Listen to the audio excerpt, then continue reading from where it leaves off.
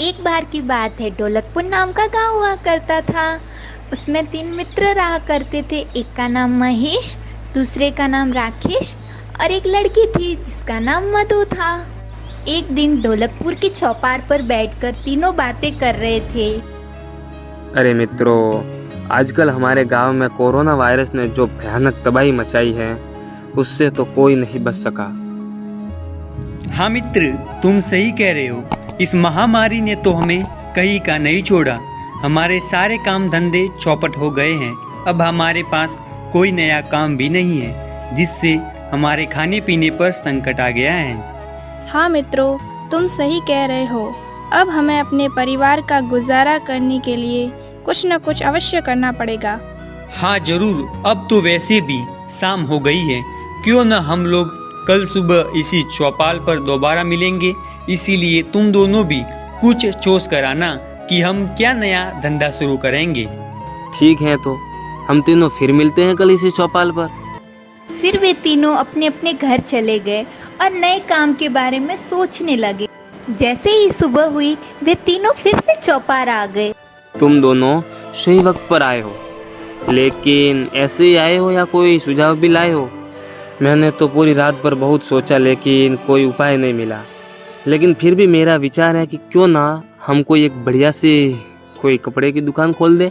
हाँ, मैंने तो रात भर सोचा है कि, लेकिन तुम्हारा विचार अच्छा नहीं है राकेश। कपड़े की दुकान बनाने के लिए हमारे पास उतना पैसा भी नहीं है। इस महामारी के कारण हमारे पास इतने पैसे नहीं हैं कि हम कपड़े की दुकान खोल सके। मेरे विचार से तो हमें शहर जाकर कोई नया काम ढूंढना चाहिए। नहीं नहीं महेश, हम इस हालात में शहर नहीं जा सकते। अगर हम शहर चले गए तो हमारे परिवार का क्या होगा। मेरे विचार से हमें गांव में एक छोटा सा ढाबा खोल लेना चाहिए।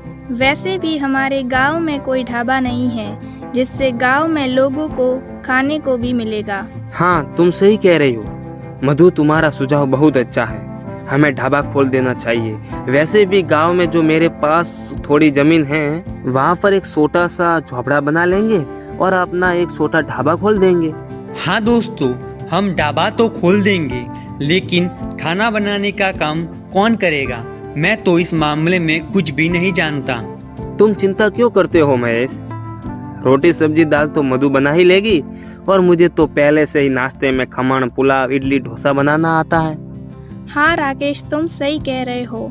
वैसे भी मैं खाना अच्छा बना लेती हूँ और तुम नाश्ता अच्छा बनाते हो। इसीलिए मैं रोजाना दोपहर और शाम का खाना बनाऊंगी और तुम सुबह का नाश्ता। हाँ, ये ठीक कहा तुमने मधु। वैसे भी महेश और मैं दोनों मिलकर खाना खिलाने का काम करेंगे। ठीक है, तो हम कल से अपना ढाबा बनाने का काम शुरू करेंगे। दूसरे दिन तीनों जंगल चले गए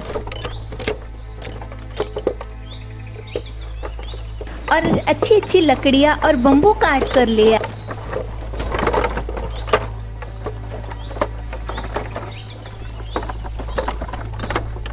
तीनों ने मिलकर पूरी मेहनत और लगन से एक अच्छा ढाबा बना दिया। अरे दोस्तों, कितना अच्छा ढाबा बना है। हाँ महेश, तुमने सही कहा। वाकई में हमारा ढाबा बहुत अच्छा बना है। ढाबा बनने के बाद अगले ही दिन से उन्होंने अपना ढाबा शुरू कर दी और उसका प्रचार आसपास के गांवों में करने लगे। फिर अगले ही दिन से मधु के ढाबे का खाना खाने के लिए लोग दूर दूर से आने लगे। वाह रे मधु, तेरे हाथों में तो जादू है। तेरे हाथों से बने खाने को खाने के लिए भीड़ तो दिन भर बढ़ती जा रही है। हाँ महेश, ये देखकर मैं बहुत खुश हूँ। कुछ ही दिनों में मधु के ढाबे ने काफी तरक्की कर ली।